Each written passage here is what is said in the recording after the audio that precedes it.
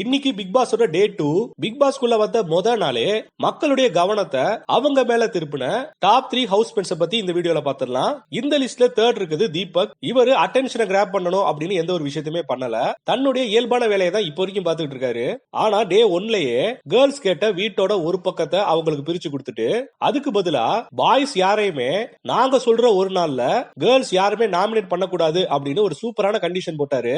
Condition போட்டது மட்டும் இல்லாம அதை கேர்ள்ஸ் அக்செப்டும் பண்ண வச்சாரு. சோ அந்த வகையில தீபக் தன்னுடைய கேமை சூப்பராவே ஸ்டார்ட் பண்ணிருக்காரு. இந்த லிஸ்ட்ல செகண்ட் இருக்குது ரவீந்தர் அப்படின்னு சொல்லப்படுற நம்முடைய ஃபேட்மேன். இவரு பெருசா எந்தவித கண்டென்ட்டும் கொடுக்கல. ஆனா இப்ப வரைக்குமே இவரை சுத்தியே தான் ஹவுஸ்மேட்ஸ் எல்லாருமே இருக்காங்க. இவரை எப்பொழுதுமே தனியா உட்கார்ந்து பார்க்க முடியல. இவர் எங்க போய் உட்கார்ந்தாலுமே அவரை சுத்தி ஒரு 4-5 பேர் உட்கார்ந்தே இருக்காங்க. எந்த ஒரு விஷயமா இருந்தாலுமே இவர்கிட்ட ஐடியா கேட்காம எந்த முடிவும் எடுக்க மாட்டாங்க.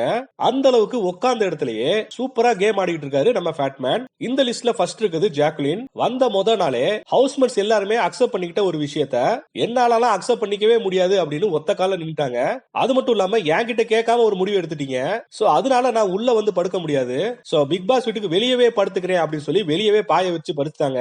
பட் அதுக்காக இப்ப ஃபீல் பண்ணிட்டு இருக்காங்க அப்படிங்கிறது வேற விஷயம். பட் பிக் பாஸ்க்கு சூப்பரா கண்டென்ட் கொடுத்தனால இப்போதைக்கு இந்த லிஸ்ட்ல ஃபர்ஸ்ட் இருக்குது என்னவோ நம்ம ஜாக்குலின் தான். சோ இந்த வீடியோ உங்களுக்கு பிடிச்சிருச்சா தொடர்ந்து நம்ம சேனல் சப்போர்ட் பண்ணுங்க. மறக்காம சப்ஸ்கிரைப் பண்ணிக்கோங்க.